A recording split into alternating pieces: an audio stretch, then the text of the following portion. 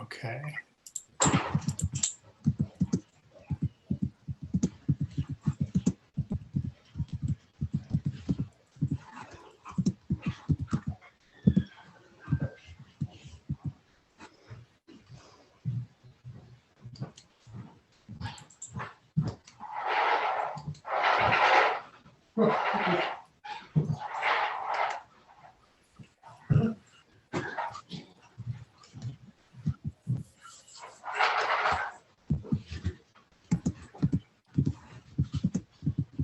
I'm going to jump in and hopefully the internet will stick with us a little bit. Anybody care to reflect on the question I left you with at the end of last week? And that question was,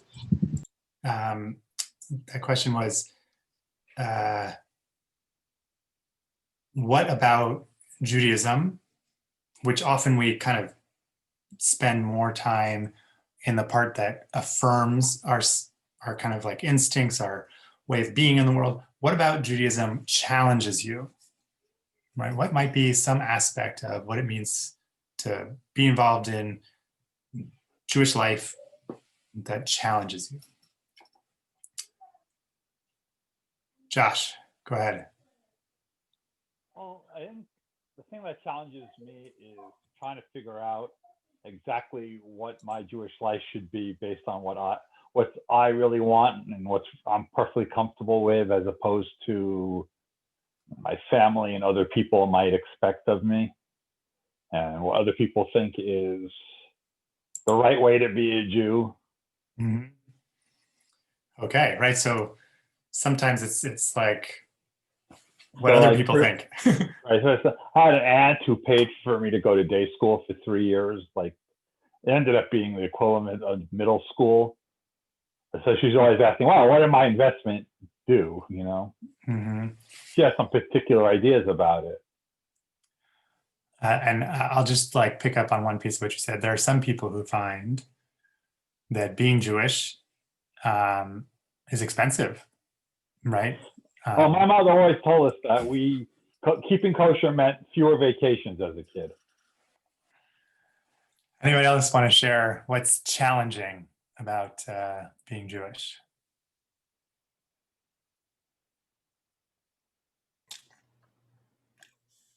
Marla, go ahead. Well, I would say, I'm sure I could think of a lot of things, but, oh wait, I gotta let Lori in.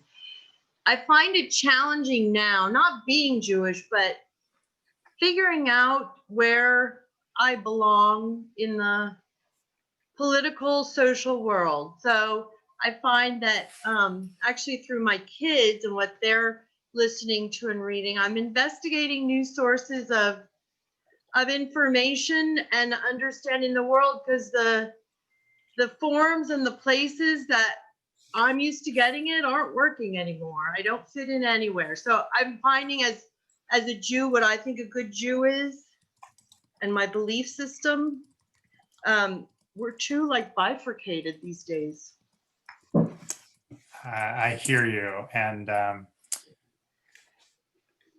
you're identifying two different issues. One is, right, like how you place yourself. Where do you find your people, that kind of belonging among the Jewish people, so to speak? And the other is that actually today, what it means to be Jewish is expressed in so many different ways, right? That you know, where you're most comfortable can be actually a hard place to find. And again, not necessarily like where you want to belong to synagogue. That's a different story. Especially, you know. No, I love the synagogue. I love my friends. I love this community. I'm speaking more in the greater world. And I want to note, by the way, that I'm going to actually end the class with like a piece of that problem, right? As a kind of like extra assignment, if you wish to kind of go down that route. Anyone else wish to share? Dennis.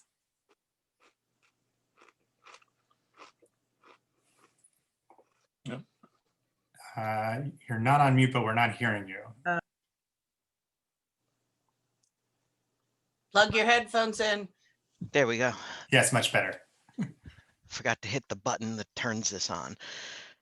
But couple of kind of a grouping of challenges for me is balancing my Judaism and Jewish identity with the umpteen million things in the world that are going on some of the high holy days or just holy days in the Jewish calendar, where it's like, do I observe this holiday in its fullest and not work?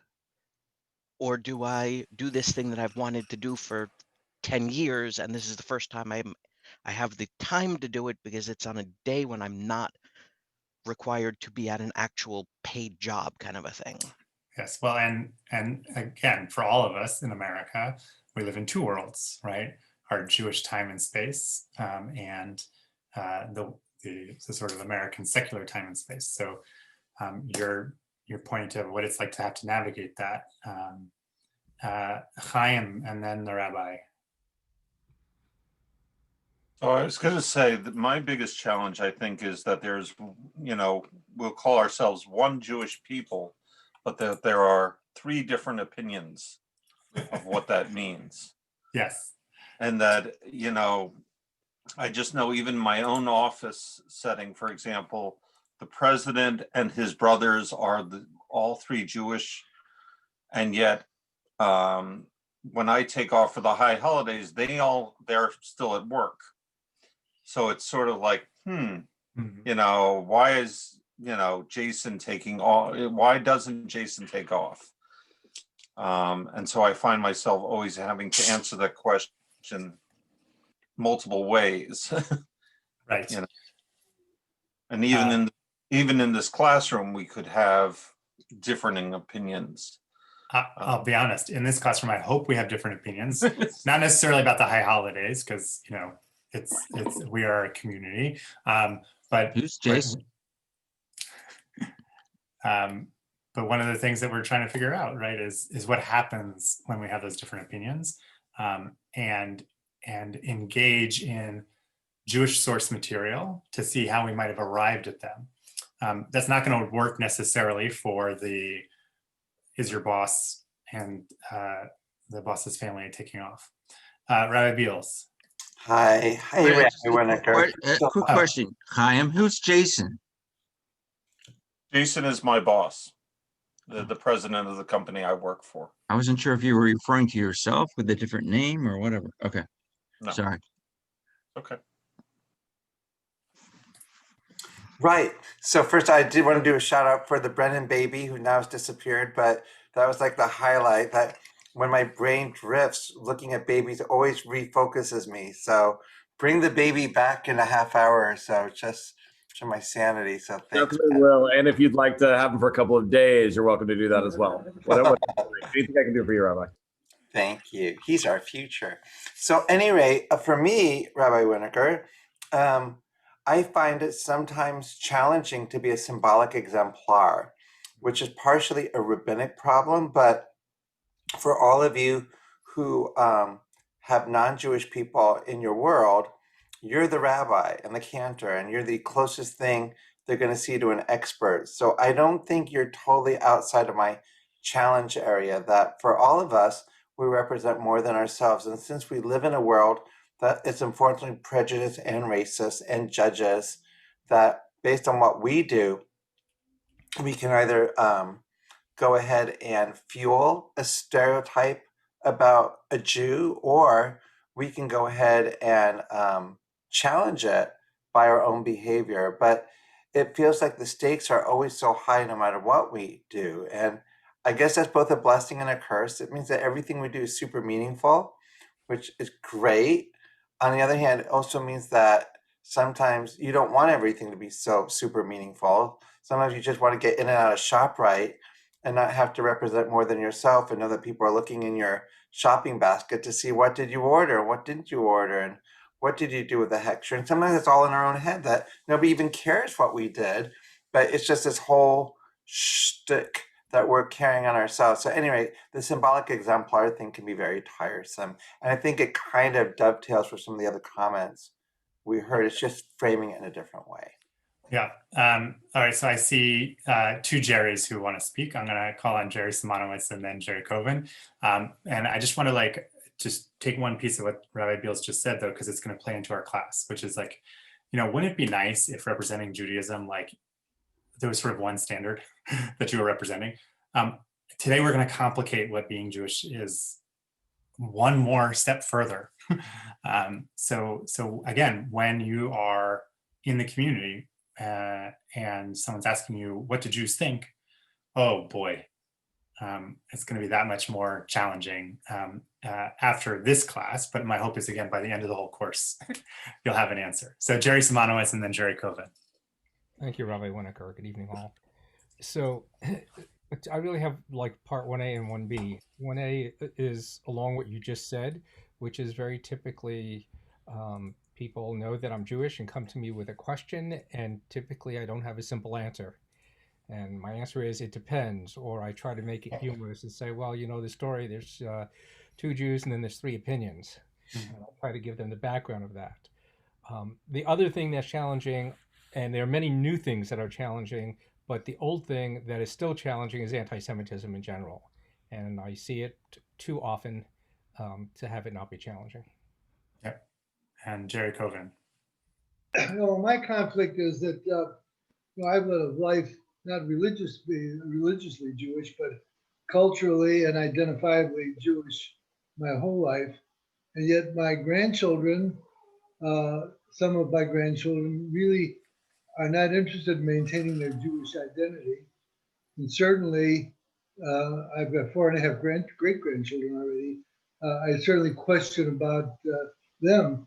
And I wonder what does one or could one do? In fact, one of our problems that I say this to my grandchildren, your ability to question your Judaism is part of your Jewish identity.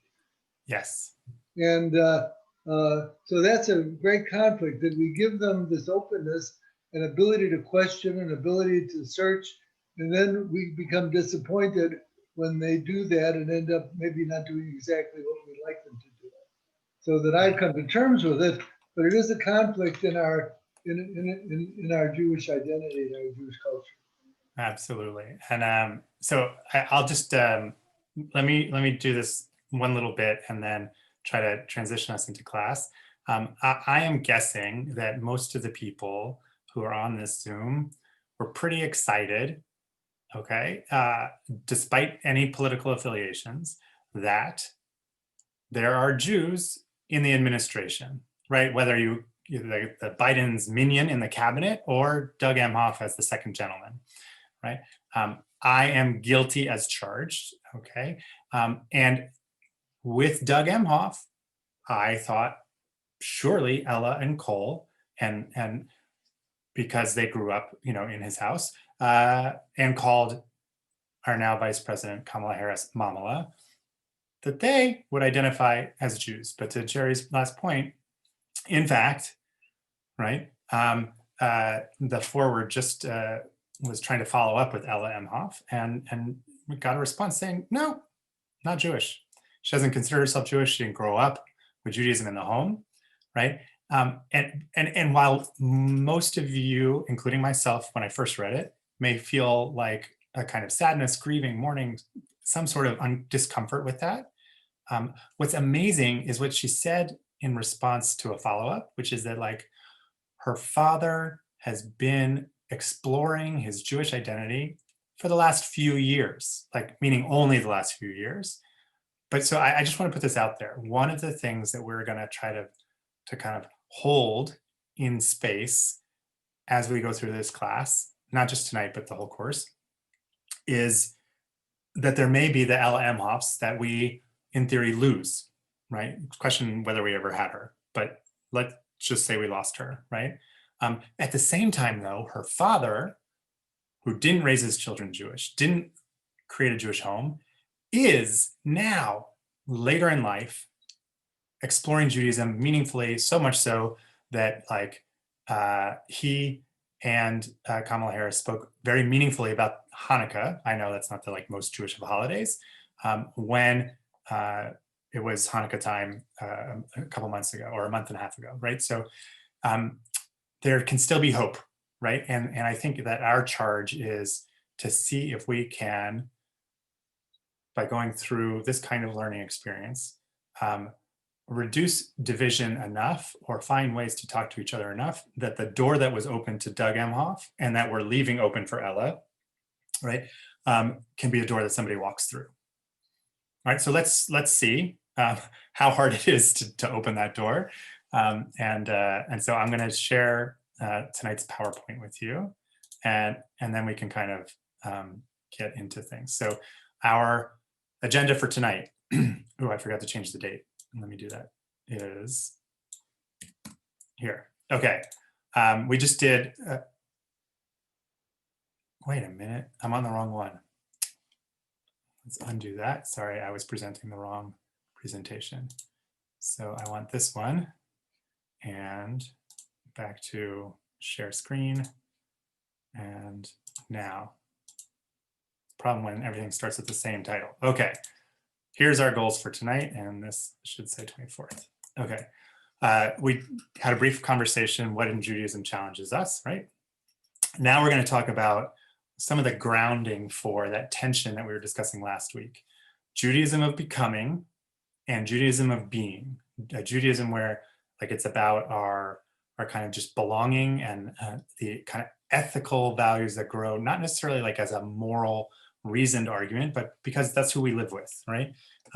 And by contrast, the Judaism of becoming, what are our beliefs? What are the laws we create? What are the sort of ideas that we put out there aspirationally?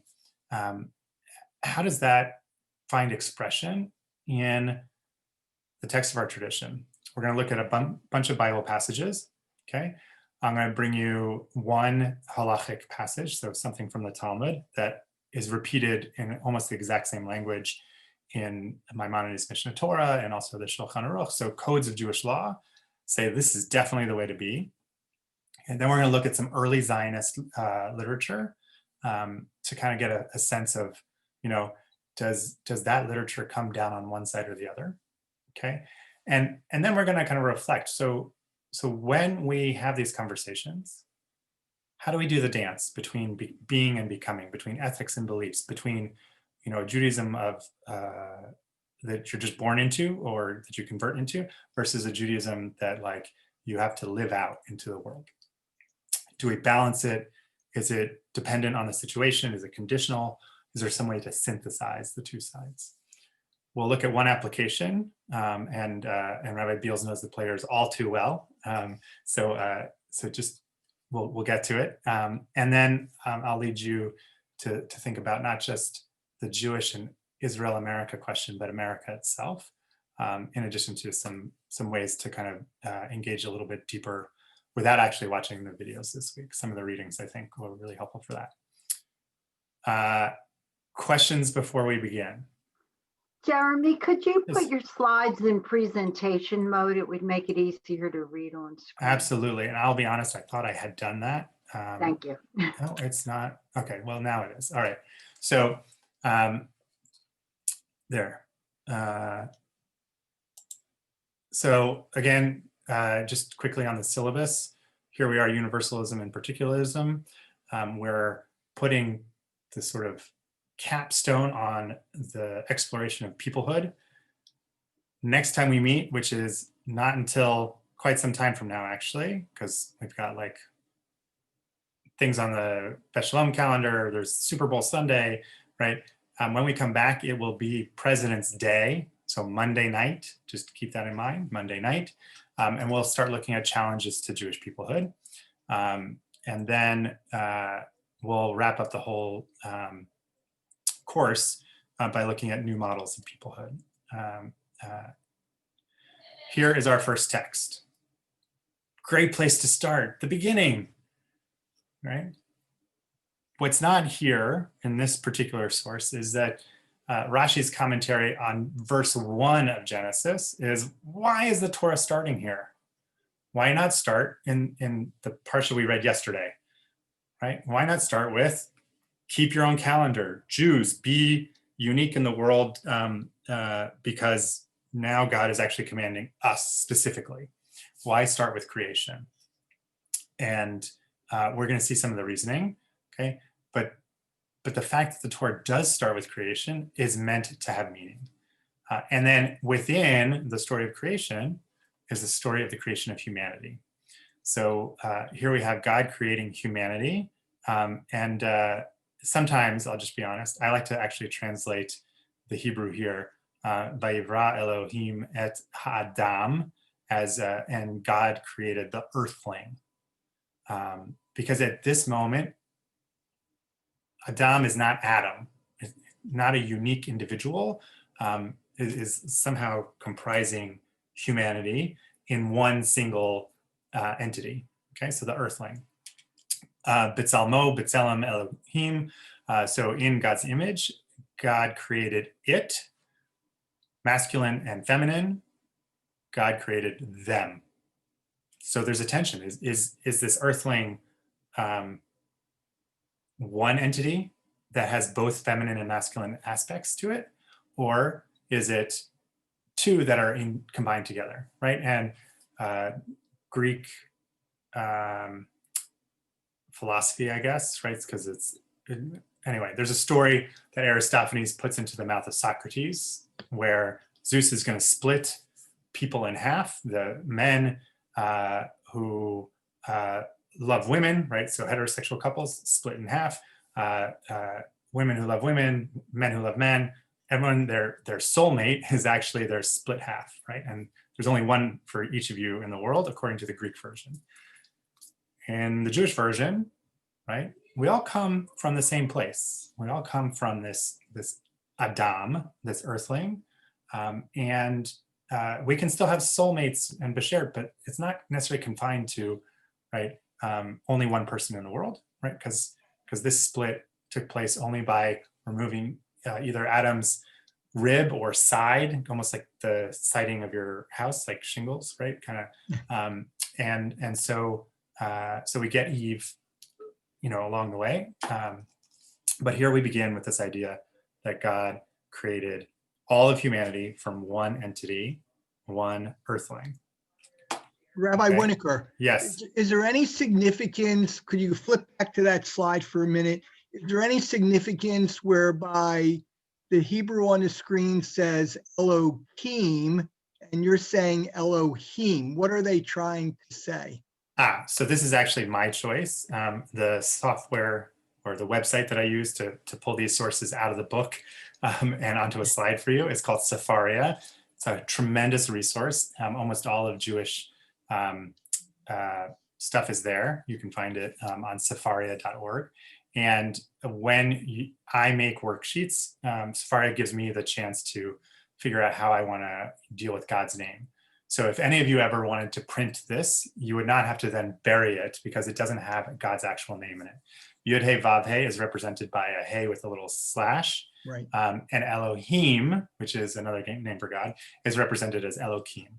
And the software does it for me automatically. So it's not like I have to type it. I just poof, it's done. So I leave it on the page in a way that allows printing to be recycled as opposed to buried. But I'm teaching you the text, and I want you to know that like the real meaning there is or the real word there is Elohim, just like I'll say Adonai for the Yud He Vav He. Okay, Thank and other you. people will say Hashem, right? So that's the. Thank you for asking. You're welcome. Rabbi Winaker, before Yes. you leave this slide, can I Yes. just sit with it for just a second? And Yes. first of all, to Gary's point, it's interesting that he caught the name of God because, well, to your point about Eve, when we get that story about Adam and Eve, God's going to have a different name. It's going to be Adonai Elohim, or the Lord God. And so there's a lot of interesting midrashim that talk about God's nature in Elohim. It's one of strict deen or judgment. And that's one creation story, and that we can't really exist in that space for too long. So when we get our second story, Adonai, Yud He Vav He, it's supposedly God's merciful qualities, that God can't change humanity's nature, so God changes God's nature. So that's to Gary's point. But the other point that I find really interesting is the image of God, B'Tselem, because there's an organization that, of course, Rabbi Winaker, you know well, called B'Tselem, and it means in the image of God. It's Israel's premier human rights organization. And just recently, they came up to make this comment that the way Israel is treating the Palestinians on the West Bank is akin to apartheid. They're actually using that word, which is a word that Israeli organizations would not use. It was a tripwire about what is done and what is, Arlene Davis Pashnished, what is not done. And in response, the Israeli government has now forbidden the curriculum B'Tselem to be taught in Israeli schools because it's considered anti-patriotic, all based on the word B'Tselem, which is in your verse right there. And I think it hits that interesting thing we'll get to originally, which is about nationalism versus Jewish values and how they come into conflict as well, right in the state of Israel. Yeah.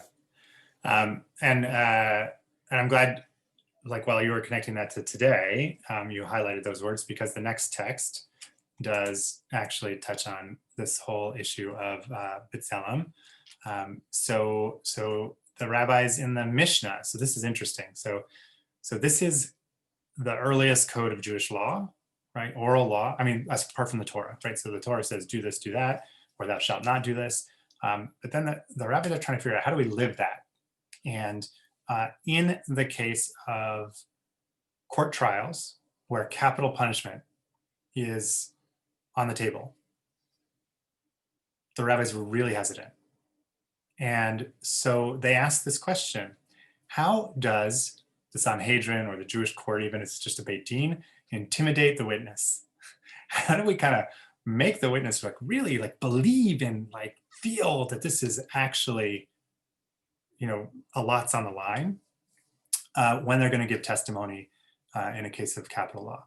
A quick note, since we were talking about presentation of the text, the parentheses here where I have "from the Jewish people" in parentheses, or in Hebrew, Mi Yisrael in Hebrew. There are different manuscripts of the Mishnah. Most do not actually have Mi Yisrael in that. But since it was in the software, I was allowed to kind of like, I left it instead of deleting it, but I put it in parentheses. Hartman did the same thing. From the Jewish people is understood because it's a Jewish court. So some version of this text don't have it. And in fact, you'll see this actual passage quoted all kinds of different places without that part in it, because it's a little bit distracting. So just know that because it's in there, I left it in there, but I put it in parentheses, partly because Hartman did, and partly because, again, textual manuscript tradition has it not there. Okay, so what is it that the court says to a potential witness? Okay, court says Adam was created alone, right? All by himself and in the image of God, right? To teach you that anyone who destroys one soul, the verse ascribes to him blame as if he destroyed an entire world, right? And by contrast, anyone who sustains or who helps somebody to live one soul, the verse ascribes that person credit as if they've sustained the entire world. More than that, the court does this. They say that they use this verse because they want to show that this idea that Adam, or Adam, was created alone is also to help create peace among multiple people, right? Like not just the Jews even. So that one person won't say to the other, right? My father, my ancestor, is greater than your ancestor. No one can claim to go back further than Adam. And there's no one else, according to the Jewish tradition. It's not like, oh yeah, you claim Adam, but I claim Eve. Or, you know, mystically, you might claim Lilith, right? So no, we don't get into that argument. There is Adam, right? And even in the world in which the rabbis lived, heretics, so the Greeks and the Romans, right, who believe in multiple gods. And in theory, each god could have created its own version of humanity. That's like, kind of, anyway. So we don't want that person to be able to say,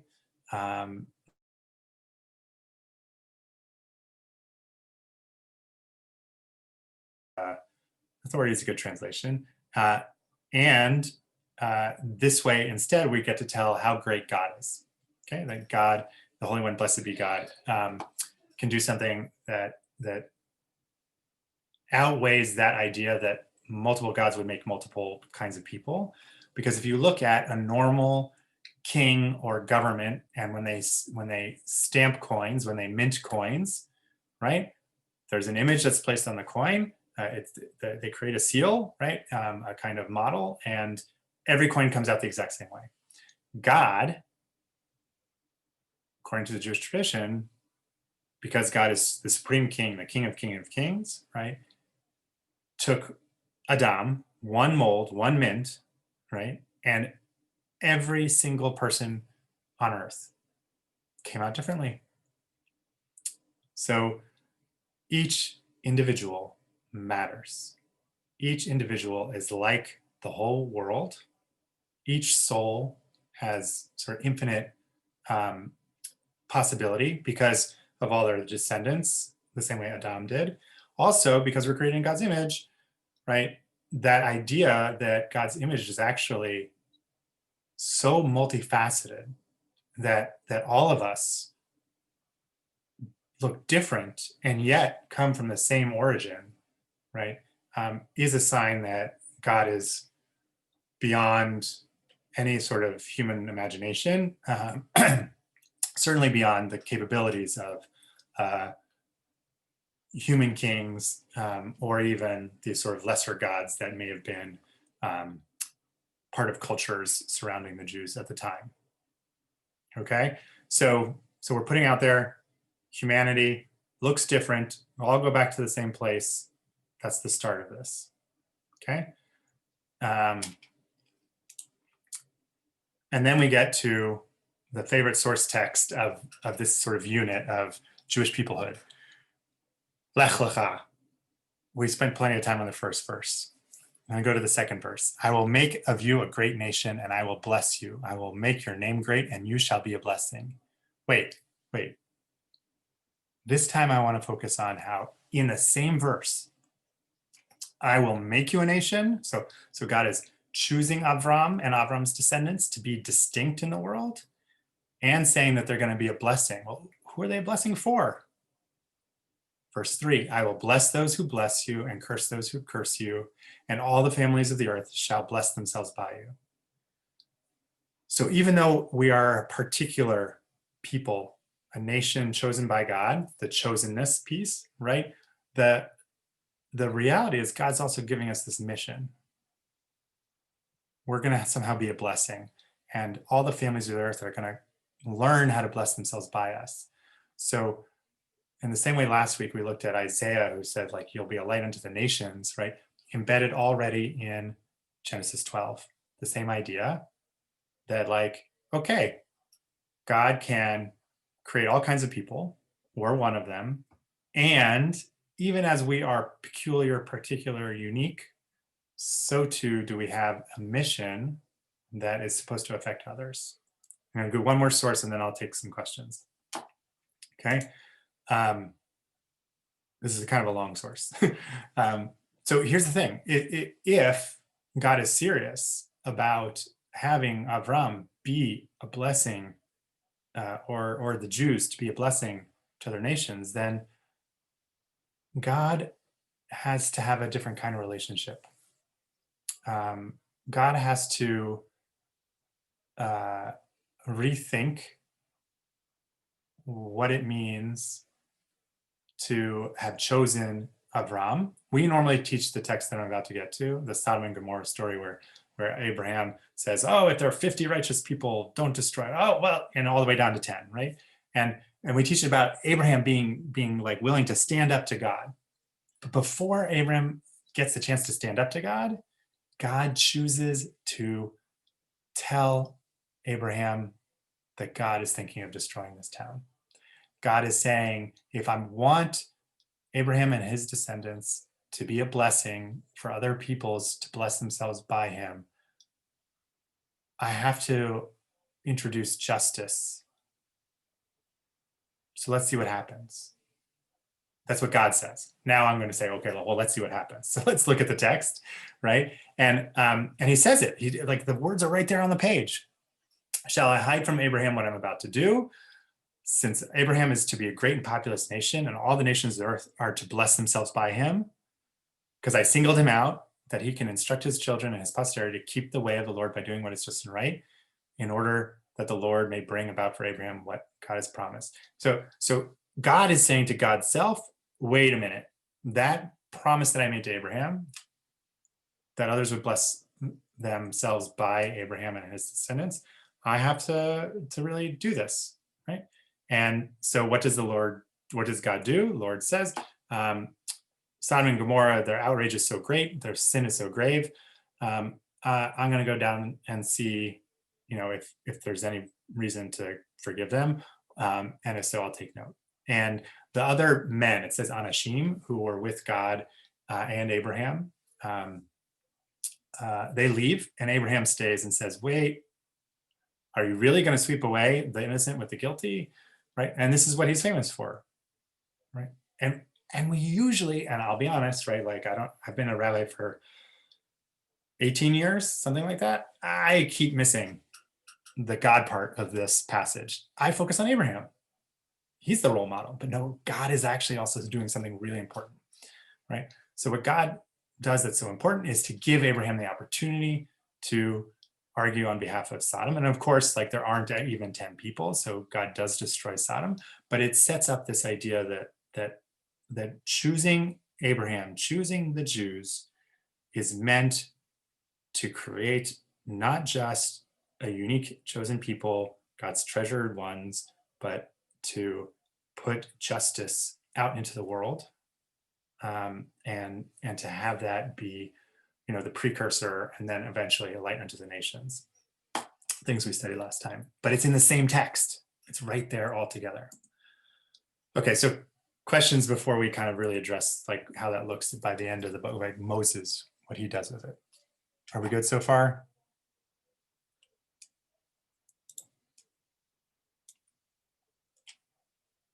I feel like you're good. Okay, I'm gonna go a little bit further and then we'll take more questions.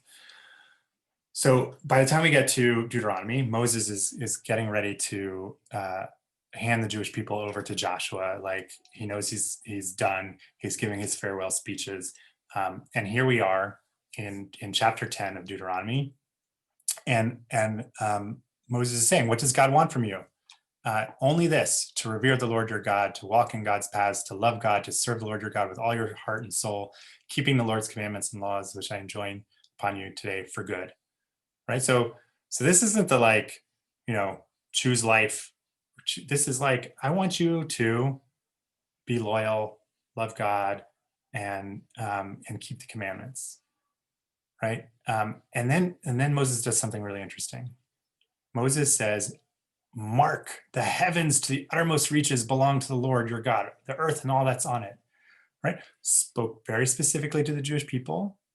And then it's saying, but I'm calling on the heavens. I'm calling on the whole world, all over, everything that God created, right? In that universal space, it was your ancestors that the Lord was drawn in God's love for them, so that God chose you, their lineal descendants, it says your seed, from among all the peoples, as is now the case.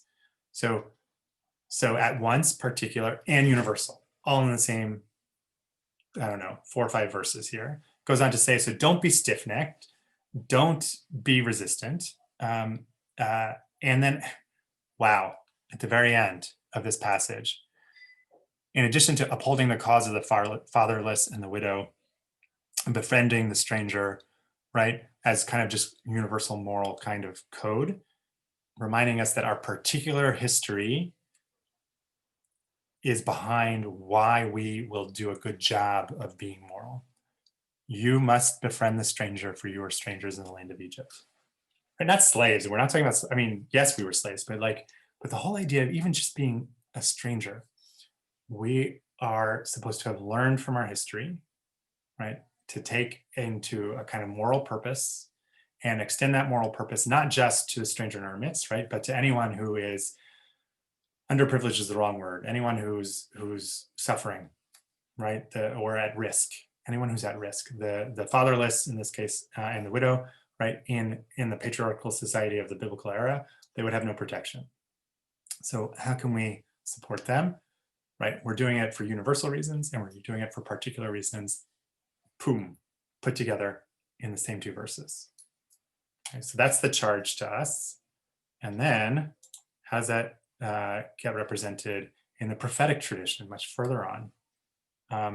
I love this passage because in the Hebrew, let me see if I can highlight it for you. No, it doesn't like when I do that. I would have to go out of, oh wait, more. No, it's not going to give me the tools. Sometimes I can scribble. Okay, so here we go. So in the second verse, the third line in the Hebrew, towards the end, it says, Ki mitzion tetzei Torah u'devar Adonai miYerushalayim. Right? We sing this every time we have a Torah service. Ki mitzion tetzei Torah.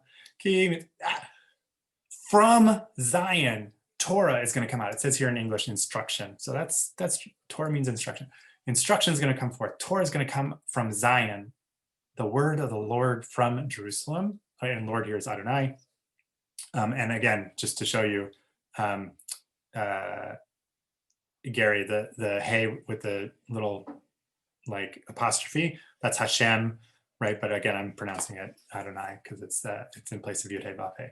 So here we are being told by the prophet Micah what's going to happen, not at the end of days, not the apocalypse, but like when things really change. Many nations are going to come and they're going to say, let's go to the Mount of the Lord. Let's go to Jerusalem. That's what they're saying, that God can instruct us and that we can walk in God's paths. Everyone's going to realize the genius of the Jews, okay? Because Torah has been coming out of our particular, our way, our space.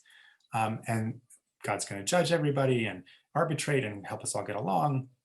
We're going to beat our swords into plowshares, spears into pruning hooks. So a little bit of Isaiah is going to come true. Micha is saying the same thing. Nation shall not take up sword against nation, neither shall they again no war, right? And then, but every person shall sit under their grapevine and fig tree, and no one shall make them afraid, is usually how we hear it. But here, I just wanted you to know the Hebrew here is charedi, it's machrid. It's from like the same idea as the Haredim, the ultra-Orthodox, to tremble. It's like to be like that kind of afraid, that like you're pious, you're like inspired by, kind of the fear of heaven. And so we shouldn't be worried about being struck down for doing the wrong thing. We should be able to sit under a grapevine or fig tree, everybody their own way. For it was the Lord of hosts who spoke through all the peoples, each in the names of its gods, we will walk. Even though the other peoples walk in the name of their own gods, we're going to walk in the name of Adonai, our God, forever and ever. But the other people who have those other gods are going to come to see that the God, Adonai, right, is not necessarily just supreme, but like is offering instruction that is going to have deep value that allows us to live in peace with our neighbors. So we have the particular and we have the universal. It's like coming out of Israel and working for the whole world, right? And we have this kind of like, instead of the melting pot, it's a little bit more of the tossed salad, right? And we have this idea that George Washington made famous, and because George Washington made it famous, Lin-Manuel Miranda made it famous in Hamilton, and because Hamilton was famous, the musical that is, not just Alexander Hamilton, Amanda Gorman at the inauguration quoted this line as well, right? And I told you I was going to give you an assignment about America. At the end, I give you all kinds of links to explore George Washington's reference, Amanda Gorman's reference, right? And one of the background readings to kind of help put it all together. But here again, our sources aren't telling us it's one or the other. Universalism, particularism. They're saying it's both. Okay. So how do you do that? how do you put both into practice? Okay, and the rabbis in the Talmud tell us there's a way, and they tell us what to do. And they say that Rav Huna said, in connection with something that Rav Yosef taught in Exodus, where it's talking about how we should deal with lending to people, right? If you lend to any of my people, even to the poor person who's with you, right? What is the meaning of that verse? Well, my people means that if you're talking about a Jew and a Gentile, someone who's Jewish and someone who's not Jewish, who both come to borrow money from you, my people, meaning the Jews, take precedence. So if you only have enough money to lend to one of the two people, you lend to the Jew. We preference the particular. Okay. Well, let's say it wasn't an issue of Jew or non-Jew. What about the poor person? What's that all about? So a poor person and a rich person come to you. A poor person needs to feed themselves or their family. Rich person wants to grow the business and employ people who might need a job. Who do you lend to? The poor person takes precedence. And from the term who is with you, okay, so, well, what if the poor person is actually one of your relatives, right? But somebody else who is poor, who's not your relative, they come to borrow money. The poor person who's your relative, they take precedence. What if it's not a relative? What if it's between a poor person who lives in your town and a poor person who lives in another city? Your city takes precedence. So this is often known as the sort of concentric circles of care, right? Maimonides will codify this. Again, the Shulchan Aruch, the Code of Jewish Law that still stands today, is a pretty source of what most people who observe Jewish law do, say this exact passage, right? They just quote it without all the non-bold text. Questions about this, or about the whole idea that our sources usually, or at least the sources I brought you today, seem to say particular and universal at the same time. And if you're going to do that, right, the practical thing is start small and then grow your circle out. Are we good? Okay. Let's look at some Zionism. So now I need to stop sharing this so I can share something else. And here we go. So we are going to look at, I'm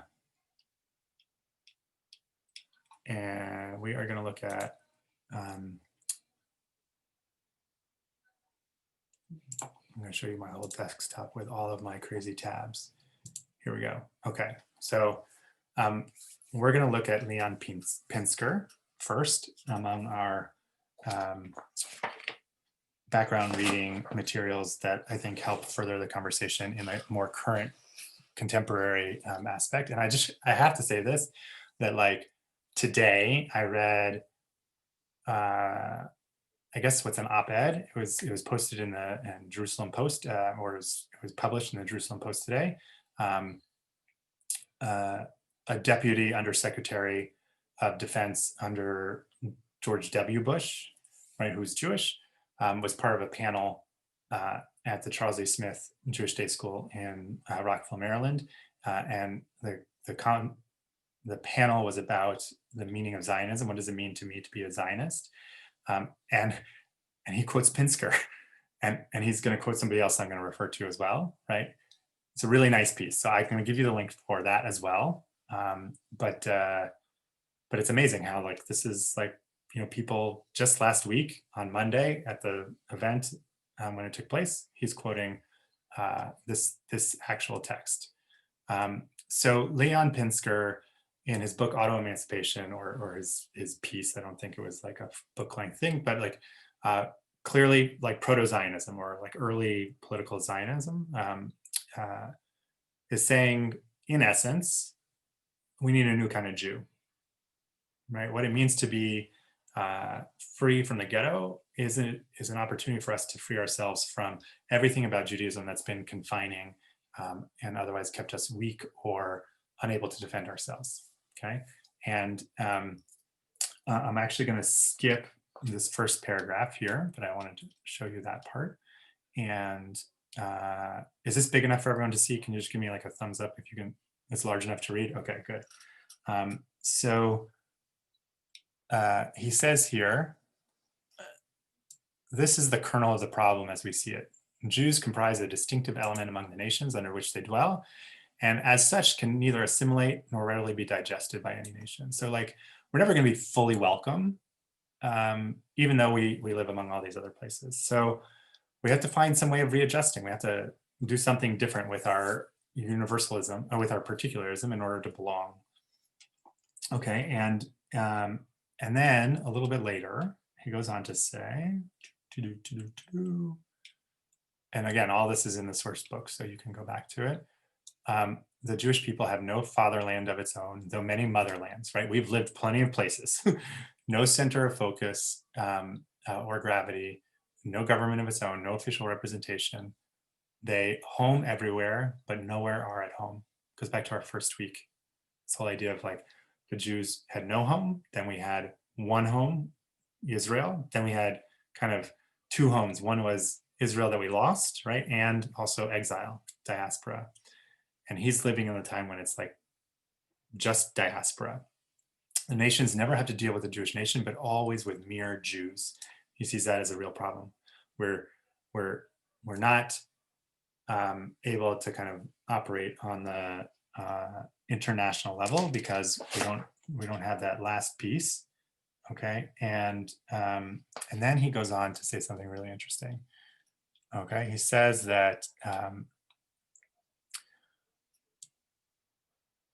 in diaspora, it was impossible to develop a national character.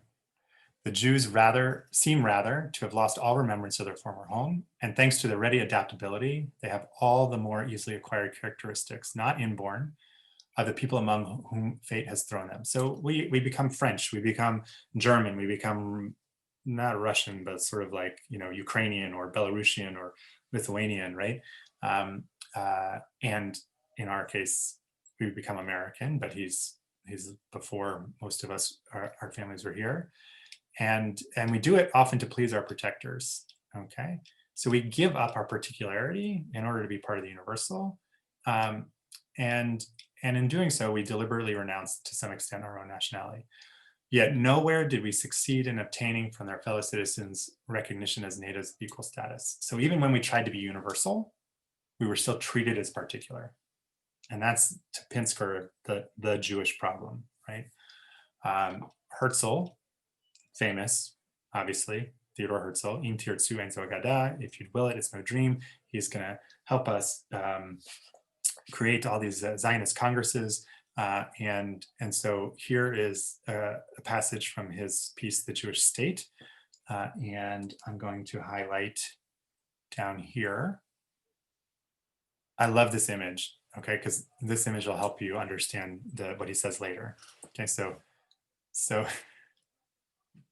most people would think that Thomas Edison figured out electricity and the light bulb in order to have light at home at night or when it was dark, right? The light bulb was invented in order to have light. No, says Herzl. And so here he's being like the Jewish Jew you can imagine. He says, it was not invented so that the drawing rooms of a few snobs might be illuminated, but rather to enable us to solve some of the problems of humanity by its light. What happens when those people come together in the salons of Europe? We have intellectual ferment, right? Now, he might as well have been writing about coffee, right? But he wrote about the light bulb, fine. And one of these problems, he says, not the least of them, is the Jewish question. And then he says something really interesting. In solving it, meaning the Jewish question, we are working not only for ourselves, but also for many other downtrodden and oppressed beings. He sees the Jewish issue, the Jewish question, as not just Jewish. He's going to deal with it because he's Jewish. He's going to push forward on it because it's good for the Jews. But he knows it's not just good for the Jews. The particular has universal ramifications. And what he goes on to say, sorry, I'm gonna have to scroll a lot, so I hope I don't make you dizzy. Here we go, okay. He says, the world will be liberated by our freedom, enriched by our wealth, magnified by our greatness, and whatever we attempt there for our own benefit will redound mightily and beneficially to the good of all mankind. Wow. Oh, wait, I started too far. I really meant to give you this part too. Let me repeat once more my opening words. The Jews who will, I think it's supposed to be shall achieve, who will it. The Jews who will it, this is Im Tirtzu Ein Zogekada.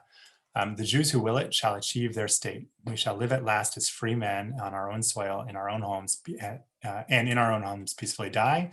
The world will be liberated by our freedom, right? So it's like very much particular, all about the Jews, their own state, their own homeland. And if we will it, it's not a dream. And if we achieve our dream, we benefit downtrodden and oppressed peoples around the world. Herzl, particular and universal all at the same time. So if anybody, and this is the sort of argument that Hartman wants you to kind of have in mind. If anyone says to you that Zionism is just about having a secure and safe state of Israel, they're forgetting what the Zionist pioneers, early thinkers were striving for. But let's just say you're on the right wing. Okay, and there's no one who before the state of Israel was more right wing than Zev Jabotinsky. Zev Jabotinsky was arming the Jews against the Palestinians. He virulently felt that Jews needed to like be ready to take up arms. Okay, and his legacy is Beitar, right? West Bank settlement, not just the soccer team, right? But the kind of like ethos, the kind of like feeling around that, not just the soccer team, but the whole idea of Beitar, right? Of like,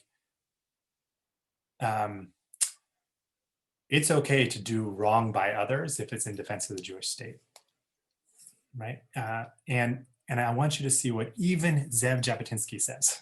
So in this passage from The Social Question, he says, hold on, the last sentence, last two sentences here. In a Jewish state, we will need to achieve a form of social order wherein the minority will not be defenseless. Right? So wait a minute. He wants there to be a Jewish state. He knows that that in what will be Israel, there are going to be some Arabs. Maybe Arab Christians, maybe Arab Muslims, doesn't matter. Maybe there'll be other people, Baha'i, Druze. He wants the minority to have a place where they're not defenseless. He understands that democracy is as important as the Jewish. So yes, Jewish state particular, but democracy is the universal aspect. And he says democracy's goal is to guarantee the minority influence on the life of the state. Now, today we have issues of the tyranny of the minority, right? But like he's saying, no, we have to make sure the minority has influence. And ultimately, the minority is composed of individuals who were created in the image and form of God. Even as he's saying, push the Palestinians off the land, he's saying that those people are people created in the image of God. Zev Jabotinsky says this. Right? So even our most right-wing, most like particularist of Zionist thinkers, right? He says, Jews, Israel, whenever we do this, we're going to have ethical, moral, not just ethical responsibility, moral responsibility. We're going to treat each other and treat other people like we're all created in God's image.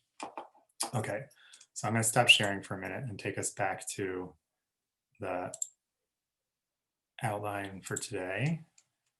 And I need to share my screen to get to the right part and present. Okay, so look, last week we were kind of doing this dance of like Jews and belonging Jews and of being or becoming, and it felt like we were doing a balancing act, and like, maybe sometimes it's more important for us to pay attention to what it means to be part of the Jewish people, and other times it's more important to think about having a positive impact in the world, or achieving excellence, or prizing education over security, supposedly, something to that effect, right? And it was intention, but the tension we held is kind of like a balancing act, okay? And we hinted at the idea that that might need to be conditional, right? When there's anti-Semitism, Judaism of being and protection, right? And like sort of particularism, that needs to take emphasis, and the other stuff will take the back seat, right? It's conditional. When things are good for the Jews, okay, so then we're going to be like focusing on, right, helping the oppressed. And so there's that conditional version. Conditional is also, but it's complicated, right? And I would say to you that one of the issues that we're struggling with today as a Jewish community is that there are Jews who think that right now is a time of anti-Semitism, and that takes priority. And there are Jews who think that right now we're very comfortable, we're privileged, we should be doing more to help fix the world, we should be engaged in social justice. At the same time, these two different aspects of Judaism are saying, if you're doing a balance and you're going to say it's contingent, my side should be winning. Very hard to do that. Very hard to do that. And that's a big part of why our community feels so divided right now. Make sense? Yes, a little bit. Yes, okay. So here's the thing. Pretty much I've just given you everything that's in the lecture and everything in the sources. All right. So now, yeah, Lori, go ahead. Just clarify synthesized again. Well, I didn't do it yet. So, okay, I got balance and conditional. And I'm like, yes. So I've given you everything in the lectures. So the lectures also mention this idea of sort of synthesizing the two. And typically, you know, in Western philosophy, there's a thesis. So let's just say it's particularism. And the antithesis, the opposite, is universalism. And we're going to try to synthesize the two. We're trying to bring them together. And what I want to suggest to you is that I don't know that we have to actually bring them together. And my read of this curriculum is what we need to do instead is recognize that they were never apart. And to say that they were apart, to say that it's one or the other, is to misunderstand our tradition. You go back to Genesis and we're all from the same Adam, the same earthling. You go back to Genesis and God is choosing Abraham, but Abraham is meant to have universal impact. You go back to Exodus and what are we supposed to do? We're supposed to have universal impact, even though, right, we were chosen. And Deuteronomy, same thing, right? What does it mean to have been chosen? It means to take care of the widow, the fatherless, the stranger. And in case that was too universal in thinking, remember that we ourselves experience strangerhood, right? And there's a way to do it. You know, it's not automatically, right? You have to do both at the same time. First, you take care of your inner circle and then move out. But like, you do both all the time. Even our early Zionist thinkers did not imagine Israel would only be about security, right? And by the way, not included in that set of texts are all the cultural Zionists, like Ahad Ha'am and A.D. Gordon, who felt like by cultivating the land, we would renew our soul, and by creating a center for Hebrew and for Jewish interaction, that a new kind of Torah would come out from Zion, Ki Mitzion Tetzei Torah. When you put all of those different kind of proto-Zionisms together, none of them were only one thing. The universalists were also about the particular, and the particularists were also about the universal. So that it's less a synthesis than a recognition that it was always a kind of whole. And that brings me to my next slide, which is that, like, okay, so when we don't do that, we end up on this slant, where particularists are only self-interested and universalists are assimilated or unengaged, right? And Pinsker was worried about that kind of universalism, but the outside world in his day wouldn't let us.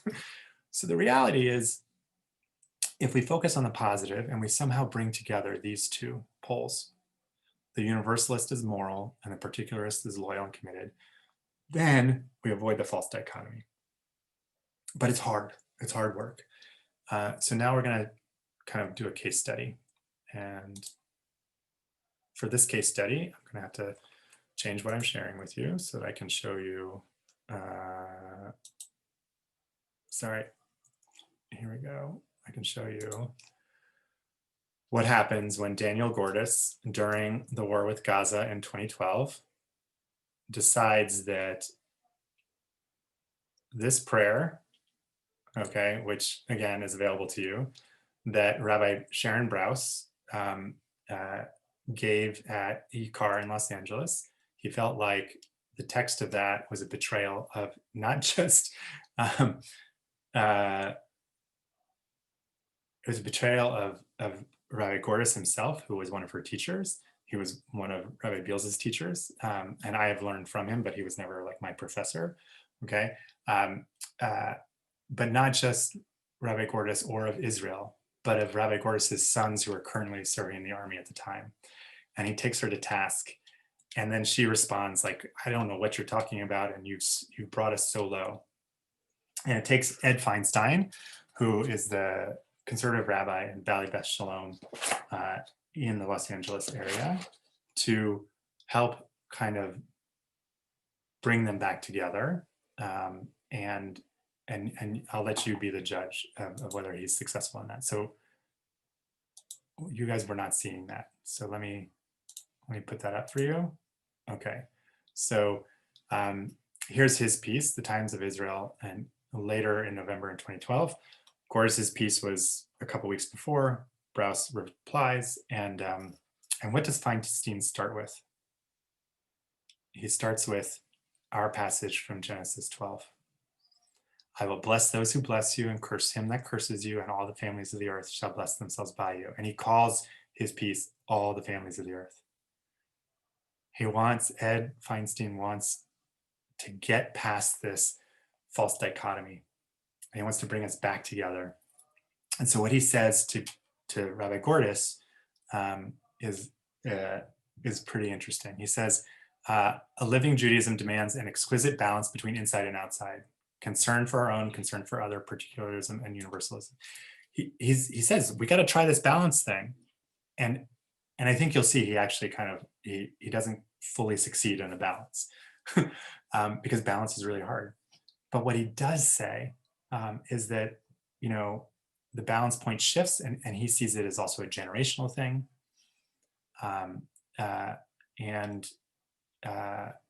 He says Jews today turn inward and resent the suggestion that they're responsible for the world, or they turn outward and reject the value of Jewish identification.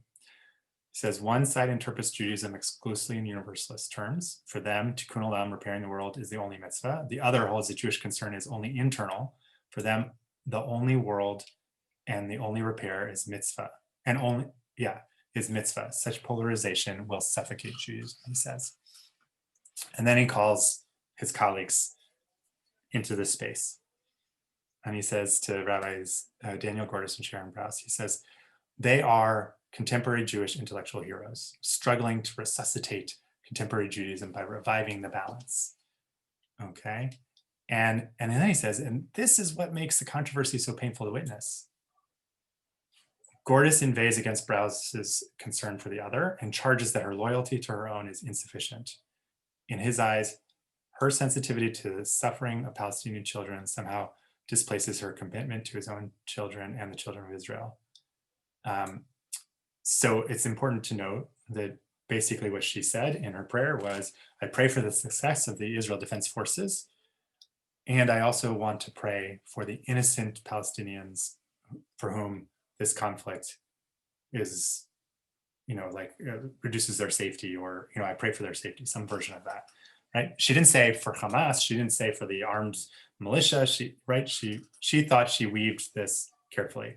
And I will say this too, that Gordis thought that he gave proper deference to her. He said she's doing amazing work in Los Angeles and she's bringing people into the Jewish fold, right? But she went too far for him.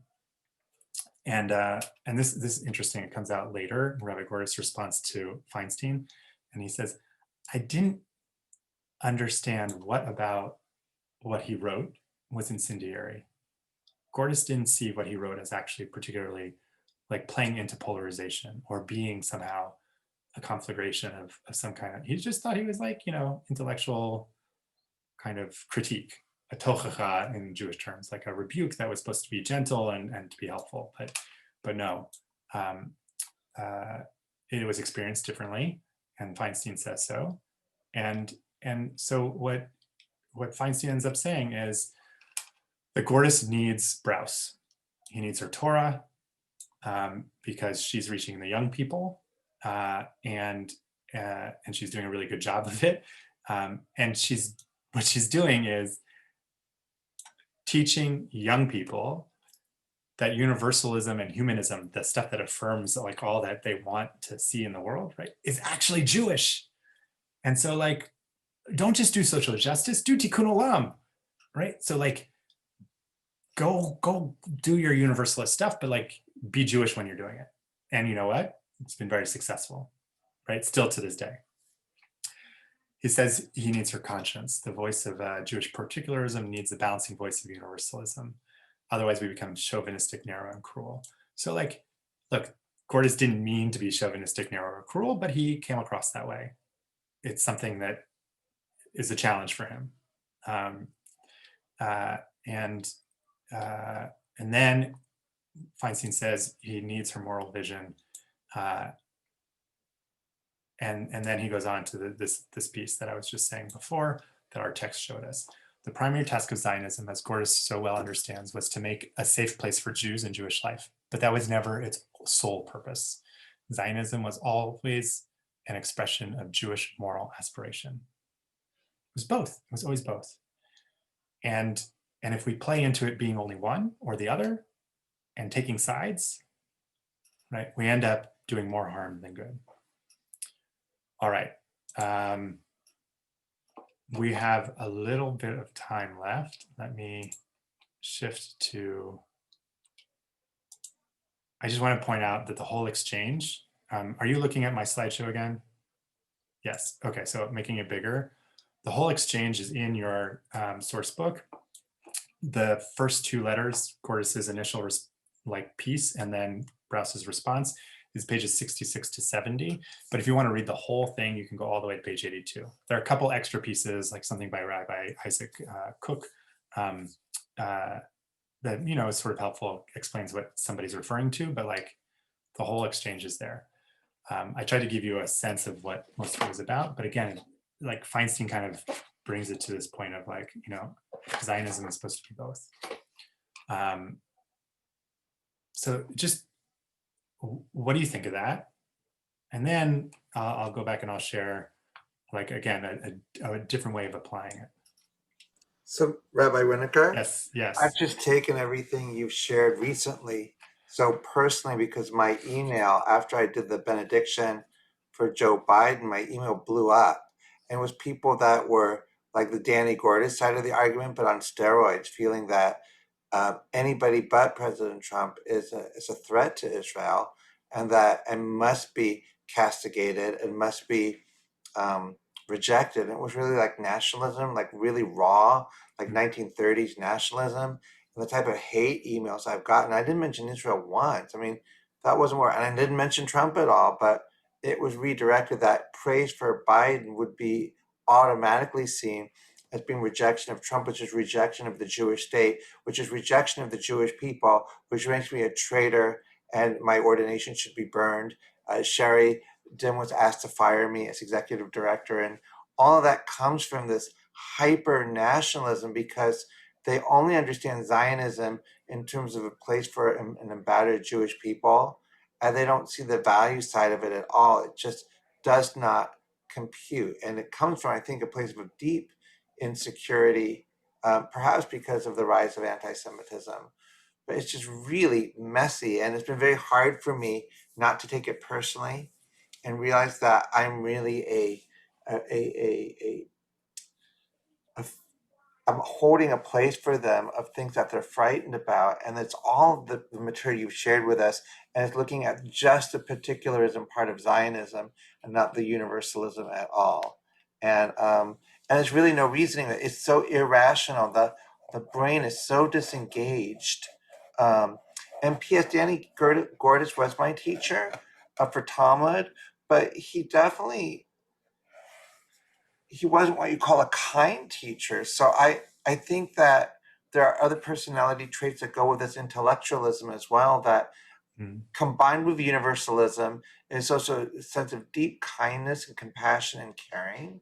And I think associated with this type of really rigid particularism is an angriness and a hard-heartedness that maybe comes from being hurt or experiencing anti-Semitism, some sort of wound that creates this, I don't have the luxury to be kind, because if even if I give an inch, they're going to destroy us. And then it becomes like, it's like McCarthyism, but for the Jewish people. And I find it a very difficult place for me to breathe in right now. And thank you for sharing. And I'm really sorry that you received all of that, because your job was just to send our president-elect to Washington from our state, and not to make a political statement in doing so. And yet it became that. So Marla, I'm going to call on you next in case you want to just put your hand down.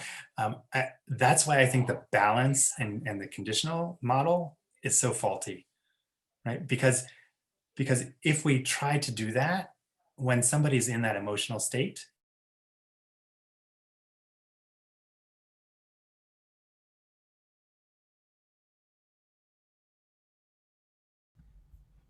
Did Jeremy freeze again? Yeah. Jeremy froze. You froze, Jeremy. I froze and I turned out the heat. Marla, what were you going to say?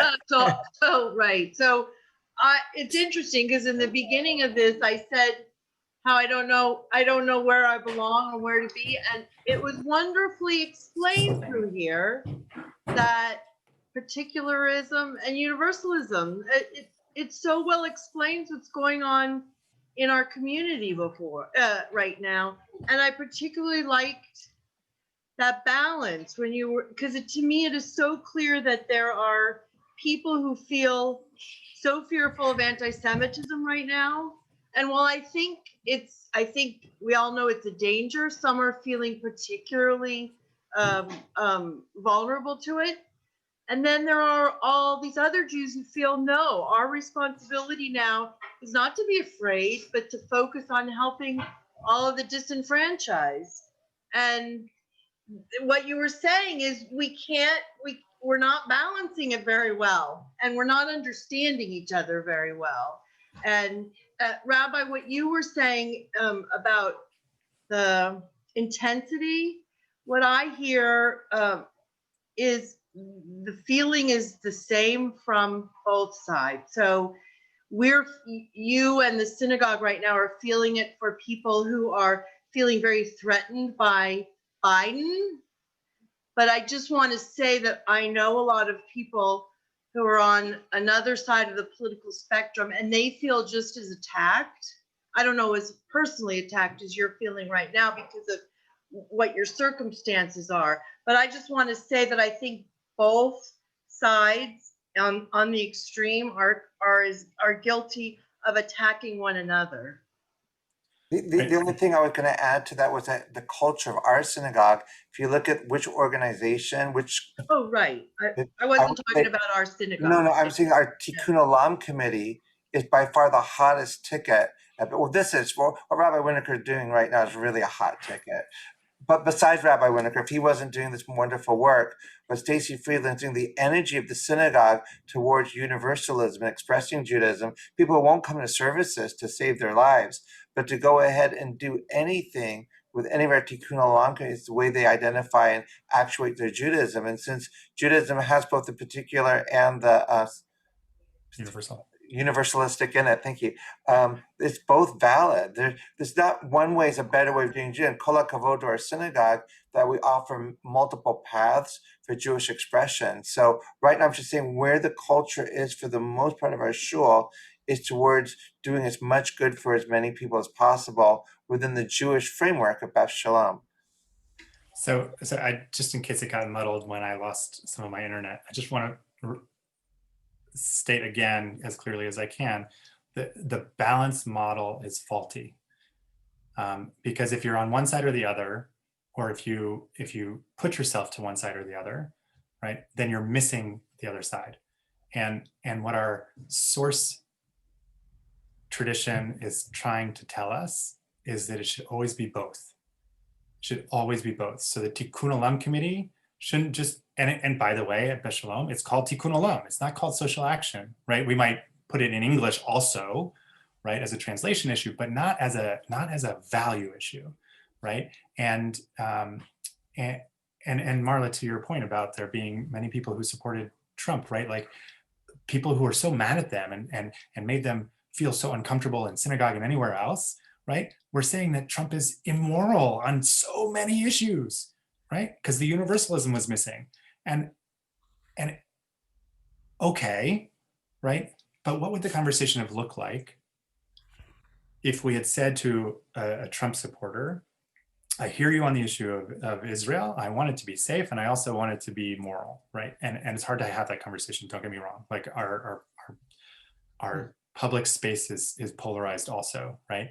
And how hard is it, right? The rabbi can't even respond to all of those emails. They're saying anything you do for Biden is bad for Israel, even if, right, morally it's going to be good, even if like he's going to help us fulfill other Jewish values. So the more we can kind of do both and understand that they come together and that they were always meant to be together is perhaps, right, the key to resolving some of this conflict. I feel like a lot of people want to talk. So if you, Lori, and then I don't know who else is trying to raise their hand. You know, the one thing I keep struggling with is I watch, like in New York, where the Orthodox Jews are so supportive of Trump. And I used to think that it was like this fundamentalist view of the world because they're not so different from Christian brethren that see things very narrowly. But then it makes me nervous about, but they're reading the same parsha we are with the same words about universality. I mean, how we have to take care of more than just us. Right. And so I struggle with that one. And that's just what I needed to say that. I appreciate it. And I don't remember where I read it, but if I find it again, I will pass it on to you. I do remember Elad Nehorai, who works for Klal and came out of the ultra-Orthodox world in New York City, and I think Borough Park in particular. He attributes most of what we are stereotyping onto that community. So again, there might be a whole variety of issues there, is actually that the leaders of the community, it's a very leader-led community. The leaders of the community are failing on social issues. And the easy thing to do is to point the finger elsewhere. And so they're using anti-Semitism and pro-Trumpism as a tool to kind of maintain control and distract from what's not right in those communities, like COVID, right? So just, I'll see if I can find the link to the piece, but I want you to have that as a thought behind. Again, it may not just be about fundamentalism, it may be about who's saying what in terms of the power structure of the community. Gary, you look like you wanted to say something. Yes. Earlier today, I went back and I looked at the video you had suggested we look at in your email. And the video was put on by the Jewish Federation of Washington. Yes. And they had 3 speakers, a man from Hudson, his name was Ken, the rabbi from, I can't remember the synagogue, I've been there, the conservative synagogue in Washington, and she was the one, I believe, who officiated at Ruth Bader Ginsburg of Blessed Memories memorial service, and Danielle Hartman. And towards the end, Danielle Hartman said, this could be a very difficult exercise to do at this time, but can you find something good to say about the person or the party that you're against? So I'll just put it out there that was so opposed to what Trump was doing for a whole number of reasons, If I had to find a positive, then I guess one positive for him would be try to get some of the Arab countries who were not at war to Israel to have a better relationship with Israel, or even though he totally blew the pandemic, well, at least they started to push for the vaccine for COVID-19. Now, even though I can look at that as a positive, I don't necessarily hear the other side, the Trump supporters, coming and saying there are positives about Biden and the Democratic Party. And that makes it harder for me to want to recognize some of these minor good parts from the other side. How do you rationalize that? Well, I'm not sure that rationalism will work. And I just, in case people want to log off like right at 8, I want to make sure you see this. Okay, so in my slideshow, I put together links to get to how it is actually in some way that I think that the American discourse has been lacking, right? It's not just a Jewish issue, right? So when you say that Trump supporters don't recognize the good in Democrats or in the Biden administration, right? Like some of it's echo chamber, some of it's social media, some of it's like the change to broadcast news law 30 years ago, whatever. A lot of it, okay, is that we stopped talking about a kind of America that we can all belong to. And if you look at how George Washington used the verse from Micah, and you listen to, because the link I give you gives you the video of Amanda Gorman reciting her poem at the inauguration. But if you read the words of it and you see how she weaves in that particular verse, right, you can get a sense that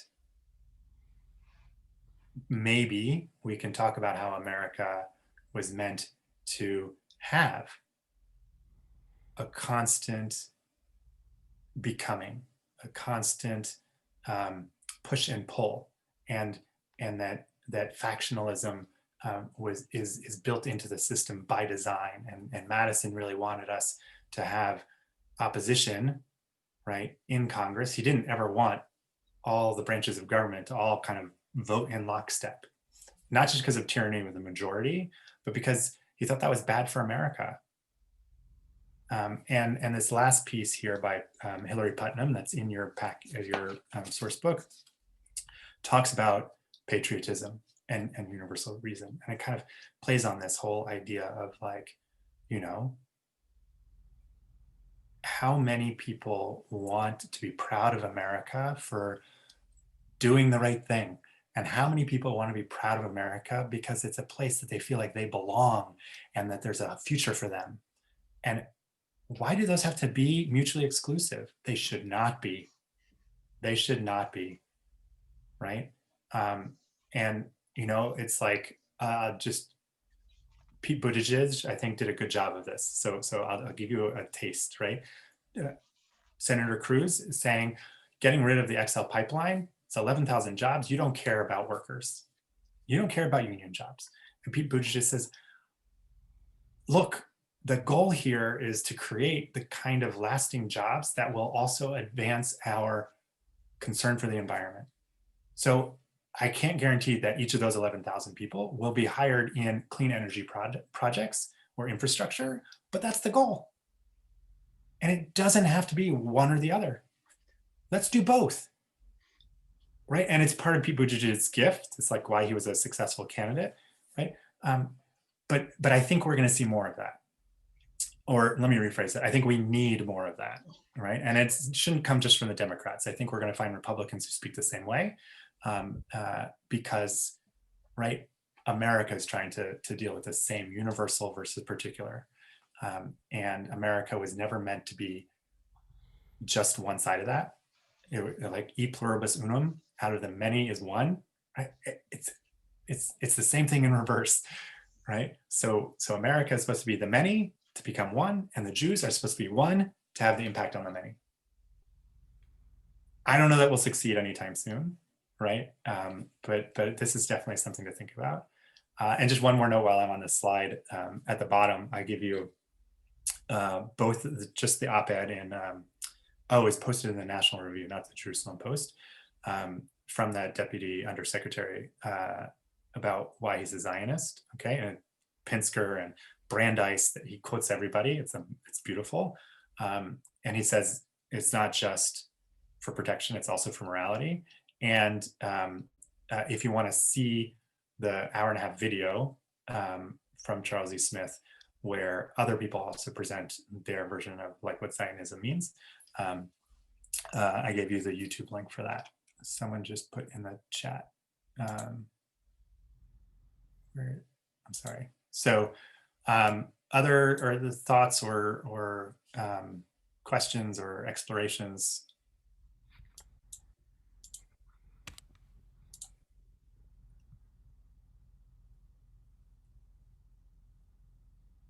Rabbi Beals gave us a passage from the poem. Jeremy, Yeah. we, all of us, Ross is here too, you can't see him, really enjoyed this and found it tremendously meaningful and poignant and uplifting. And I just want to say that. I'm glad. So I'm not saying goodbye necessarily. I just want to make sure I had a chance to say that. Right. So in case you don't get the sense, I love doing this. I love this material. It fits with like my Torah. It's affirming of my Judaism. The challenge though is to hear those balanced conversations and to like pull out from each side. Okay, what can I use, and what sources do I have to speak to those people? And I just going back to Gary's point about that video that I gave you a link to from last week with Lauren Holtzblatt, Rabbi Addis Israel, and Danielle Hartman. Danielle Hartman goes out of his way to say, it's okay to be angry. If you're angry, be angry. That's normal. No one's saying don't be human when you try to like bring everyone together, right? The question is, what do you do after you get your anger out? And can you get your anger out constructively, like maybe not onto somebody? Because, right, it's appropriate to be angry. It's appropriate if you felt in your kishkas that Trump was doing the right thing for the Jews, to be angry that people wouldn't listen to you. And it's appropriate to be angry if you are devastated, like I happen to be, right, that Trump led an insurrection on the Capitol, right? Forget about any policy issues. Just like, okay, be angry, and then what, right? And the challenge for our class, I'm just going to point this out, is that our next 3 classes are very much about like challenges to peoplehood, right? We have to deal with anti-Semitism. We have to deal with our own nationalism, and dual loyalty, and like, right, before we can kind of again come back to this, like, all right, well, Jeremy talked about synthesis, or it's always both, but how do we do both in America or in Israel, right? How do we balance that? Rabbi Beals. So for my Devar Torah on Shabbat, I'm using a lot of the Musar commentary on the Chumash. I find it really enjoyable in its structured language. And they talked about the Musar value, or the midah of kavod. And I said, which means honor. And I didn't understand how to use it with the, like, where were they going to go with that? With the plagues, the last 3 plagues, and Pharaoh and all that. So the writer, who was interesting for me, a woman, because I think that maybe she has more space than a man, but I mean, it was very sexist on my part to say that, but she went ahead and said that, let's, like quoting from Danielle Hartman, let's look for something of kavod for Pharaoh. And she came up with this really interesting idea that at some point, Pharaoh must have realized that Moshe was a Hebrew. At some point, it became clear to him. Now, it's not clear in the Torah, but it was clear to this rabbi. And the fact that he allowed Moshe to be raised and not killed in his own court is really quite powerful, because had he not allowed that to happen, Moshe would have never grown to be the leader of the Jewish people or the Israelite people and saved us. So we've got to give Pharaoh that. And I was thinking about, so how do you apply that to like Trump? So you did that really nice with the I think it was Gary that did that, the Abraham Accords. And one could say that he loves his daughter. His daughter converted to Orthodox Judaism. I mean, as far away as Trump's behavior as one could think, and yet he didn't reject her. And that his Jewish son-in-law is among his most prized and important advisors. And we tend to skim all over that if it doesn't fit our narrative because of cognitive dissonance. We just get rid of the things that don't work. We don't really focus on the Abraham Accords, or we dismiss it and say, well, it was low-hanging fruit, but he didn't do the Palestinians, which would have been much harder, or Saudi Arabia. We do that. Now, I think you're right. I don't think that people on the other side of the equation are doing that back, but that might be an interesting place to start if you're having broigas with people saying, let's do an experiment. I know it's going to be weird, but I like to go ahead and try to find something really positive and not gratuitous, but really positive about your guy or your point of view. And I know it's difficult for you, but I need you to do the same for us to stay in communication with each other. So I think that maybe we need to challenge, bye, Izzy, I love you, and everybody who goes with Izzy. But that might be an interesting place to go. I've been having conversations with some of our congregants who are in difficult relationships right now with family members. And maybe that's the way to start, that we need to start each way by being creative. And if you need help, I have examples for you, but I'd rather you come up with them yourself, because that way we know we're doing our best for each other. It's just a thought. I think Jerry and Jill had their hands up. Am I right? No? Okay. Yeah, I did want to say something. Go ahead, Jerry.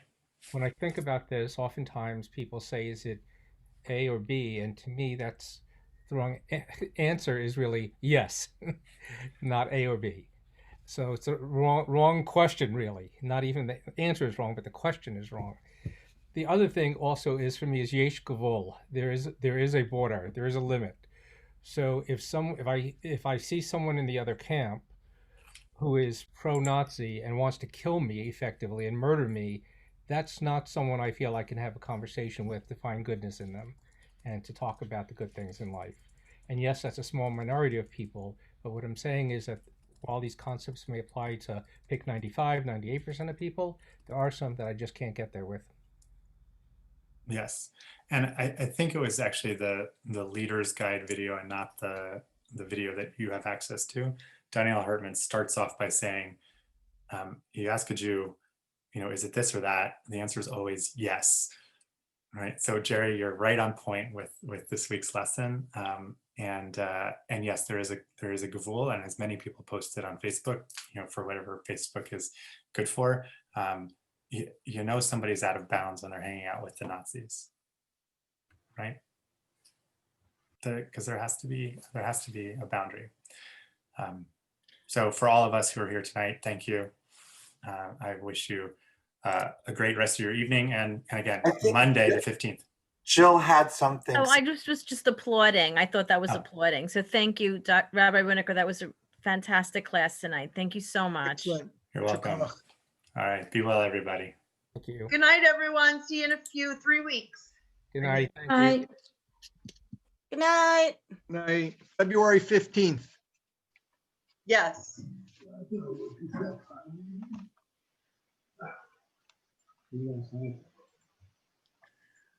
All right.